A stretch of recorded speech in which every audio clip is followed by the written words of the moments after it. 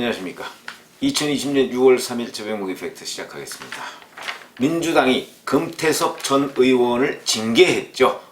작년 말에 공수처법에 국회 본회의 표결이 있었는데 그때 기권했다는 것이 이유입니다. 당론은 강제적 당론이었습니다. 당론에 강제적 당론과 권고적 당론이 있는데 권고적 당론은 이렇게 표결을 해라 하는 것을 권고하는 것이고, 강제적 당론은 이렇게 표결해야 한다 라는 걸 강제하는 당론입니다. 저는 뭐 방송에서도 그랬고, 이런 강제적 당론이니 권고적 당론이니 하는 당론 이 자체를 없애야 한다 이렇게 주장을 해왔고, 어찌 보면 그것이 당연한 것이, 아니 그렇게 뭐 매사 중요한 이슈에 대해서 다 당론에 따라서 할 것 같으면 국회의원이 300명이 왜 필요합니까? 뭐 당론을 정할 사람 한 몇 사람만 있으면 되는 거 아니겠습니까? 그럼 뭐 굳이 뭐 민주당도 177명씩 그렇게 가지고 있을 필요 없습니다. 당론으로 모든 걸 처리하기로 한다면, 물론 뭐 지역구 대표성 뭐 이런 거 있죠. 그러나 그거를 당론이라는 거로 규제하려고 한다면, 그러면 국회의원 수가 왜 저렇게 많이 필요한가 하는 의문을 제기하지 않을 수가 없는 거죠. 그런 점에서 본다면 당론이라는 제도 이 자체를 없애야 한다. 그게 제 주장의 대전제고, 그러면 이제 당론이라는 게 현재 있습니다. 그러면 이것을 위반했을 경우 과연 처벌, 징계를 할 수 있느냐 하는 게 이제 실무적인 문제가 되겠죠. 그 실무적인 문제에 대해서 여하튼 금태섭 전 의원을, 근데 이제 그 5월 30일부터 20일 때 국회가 시작됐으니까 5월 29일에 아마 이러이러한 징계가 내려졌다 하는 걸 금태섭, 당시에는 의원이죠. 의원한테 통보를 했던 모양입니다. 그래서 이제 금태섭 의원이 그 부분에 관해서 반발을 하고 재심을 신청한 것으로 이렇게 알려져 있는데, 그 재심 신청서, 그것이 입수가 됐습니다. 금태섭 전 의원의 재심 신청서. 여기서 그는 5가지를 지적하고 있습니다. 이 5가지는 제가 보건대는 민주당에는 굉장히 아픈 얘기입니다. 결국 민주당이 불법을 저지르고 있다, 뭐 이런 얘기밖에 안 됩니다. 그래서 그 5가지를 소개해 드리겠습니다. 우선 첫 번째, 자 우선 윤리심판원 규정에 따라서, 당의 윤리심판원에 있습니다. 중앙당에도 있고 시도당에도 있죠. 그 규정에 따라서 금태섭 전 의원을 징계했다고 하는데, 윤리심판원 규정에 보면요, 우선 금태섭 전 의원은 이렇게 얘기했습니다. 징계의 사유 규정 적용에 문제가 있다. 첫 번째로 이렇게 얘기했습니다. 뭐 말이 좀 어렵죠. 이게 바로 그런 얘기입니다. 윤리심판원 규정에 보면 14조에 이런 얘기가 있습니다. 14조에 보면 당원 또는 당직자에 대한 징계사유 이러면서 당원이나 당직자에 대한 징계사유를 쭉 나열을 했습니다. 거기에 보면 첫 번째가 당원 당규 위반에 대한 문제 또는 당 지시를 위반한 것, 그 다음에 당론에 위반한 행위, 뭐 이런 것들 쭉 나열했습니다. 이거는 당원이나 당직자에 대한 징계를 얘기하는 겁니다. 그러면 이게 1항이 그렇고요. 14조의 1항. 14조의 2항에 보면 국회의원에 대한 징계 사유를 별도로 규정하고 있습니다. 그러니까 이 윤리심판 규정의 취지는 당원 당직자와 국회의원은 별개로 징계 사유를 규정하고 있습니다. 그런데 여기에 보면 당론 위반에 대한 징계는 없습니다. 뭐가 있느냐? 첫 번째가 직권남용, 뭐 또 이권 개입, 뭐 이런 거고요. 그 다음에 두 번째가 자신과 배우자의 친인척을 보좌진으로 채용하는 문제, 뭐 이런 거. 세 번째 뭐 금품 수수 어쩌고저쩌고 쭉 이렇게 나열이 되어 있습니다. 여기에는 당론 위반에 대한 징계가 없습니다. 지금 금태섭 전 의원이 지적하는 것이 바로 이겁니다. 나는 5월 29일 날 그 징계 사유로, 이러이러한 징계 사유로 당신을 징계한다 하는 통보를 받았는데, 윤리심판원 규정을 봤더니 윤리심판원에는 국회의원과 당원 또는 당직자에 대한 징계 사유를 나눠놓고 있다.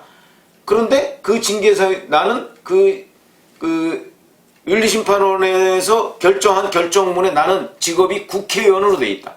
그런데 왜 당원 또는 당직자의 징계 사유에 해당하는 그 조항을 들어서 나를 징계했느냐? 나는 국회의원으로 거기 표시가 돼 있기 때문에 국회의원의 징계 사유를 들어서 나를 징계해야 되는 것 아니냐? 근데 국회의원의 징계 사유에는 당론 위반이 없다. 없습니다. 제가 확인해봐도. 이 말은 타당한 거죠. 그러니까 이 자체가 윤리심판원 규정 위반이다. 규정에 없는 징계를 했다. 첫 번째가 이런 것이고요. 두 번째는, 자 당론에 위반했다고 얘기하는데 그걸 다 인정해도 인정하더라도. 그러면 본인은 본회의에 참석을 해서 본회의에서 기권표를 던졌다고 합니다. 기권표를 던진 것으로 다 확인이 돼 있죠. 그러면 기권표를 던졌는데 만약에 본인이 본회의에 참석하지 않았다면 그래도 징계했을 것이냐?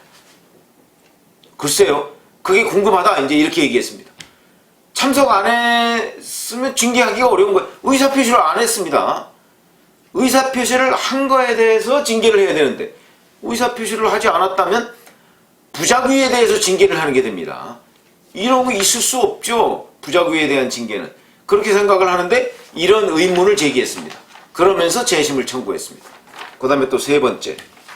본인이 원래 공수처에 관해서는 검찰개혁에는 찬성을 하지만 공수처 문제에 관해서는 여러 가지 문제가 있어서 내가 찬성하기가 어렵다 하는 걸 그동안에 여러 차례 밝혔고 이거 실제 기사로도 나왔습니다.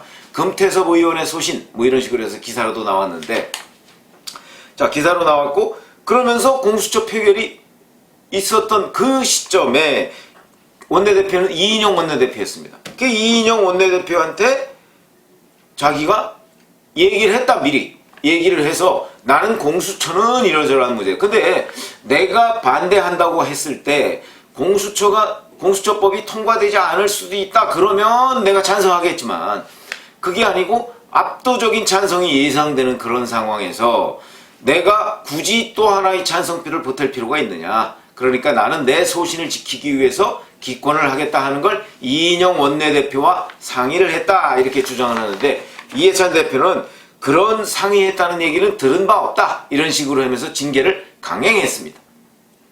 이해찬 대표가 징계를 강행했습니다. 자, 이 부분은 팩트의 문제다. 그러면 만약에 정말 이인영 원내대표가 그 의견을 금태섭 의원으로부터 들어서 안 된다라고 얘기했을 때 만약에 금태섭 의원이 그러면 거기에 그래도 기권을 했을까? 이 부분은 이제 팩트의 문제입니다. 누구 말이 맞느냐? 이거는 이인영 원내대표, 전 원내대표가 그 당시 원내대표죠. 원내대표가 증언을 해주면 됩니다. 윤리심판원에서. 사실은 이만저만해서 내가 허락했노라 내지는 내가 허락 안 했노라 해주면 되는데 그 부분에 관한 얘기는 나오지 않고 있습니다. 누가 비겁한 걸까요? 이 부분에 대해서도 규명이 돼야 된다 하는 말씀을 드리고요. 그 다음에 네 번째. 이 부분도 사실은 핵심적인 부분입니다. 헌법과 법률에 위반된 내용입니다. 왜 그러냐면 금태섭 전 의원은 이렇게 얘기했습니다. 만약에 윤리심판원에 당원당규에 이런 규정이 있어서 했다면 이거는 그야말로 비민주적 우현정당임을 스스로 표방하는 것이다. 무슨 얘기냐면 이 당원당규가 헌법과 국회법에 어긋난다. 이런 얘기거든요. 그게 무슨 얘기냐면 헌법 45조에 보면 국회의원이 직무상 행한 발언, 행동으로 국회 안에서 직무상 행한 발언, 행동으로 국회 밖에서 책임을 지지 아니한다. 이게 면책특권입니다. 책임을 지지 아니한다. 그런데 지금 민주당은 책임을 물었지 않습니까? 책임을 지지 않는 언행에 대해서 책임을 물었기 때문에 이것은 헌법 45조 위반이다. 당연한 거죠. 당연한. 국회 밖에서 책임질 일이 없는 사람인데 당은 국회 밖이거든요. 거기에 대한 책임을 물었으니까. 이 부분은 헌법 45조 위반이다. 46조에 보면 또 국회의원은 국가 이익을 최우선하여 직무를 수행한다 이렇게 되어 있습니다. 그러면 이거는 금태섭 의원이 국가 이익은 본인이 생각하는 국가 이익은 공수처법 같은 이런 것을 통과시키면 안 된다는 것인데 그런 소신인데 그런 소신대로 행동을 했다고 해서 당에서 징계를 한다? 그러면 국가 이익에 우선하여 당론을 따라야 한다. 이런 얘기밖에 안 되는 거 아니겠습니까? 이 얘기도 결국은 헌법 위반이다. 이렇게 얘기할 수 있고 국회법에도 보면 양심에 따라서 소신 있게 투표할 수 있는 권한이 국회법에 규정이 되어 있습니다. 그런 것들 다 위반이다. 그럼 헌법과 국회법의 우위에 서 있는 그런 민주당 당원당규냐? 이거는 노동당 당원당규라면 혹시 그럴지 모르겠으나 민주당 당원당규가 헌법과 국회법보다 위에 있을 수는 없다.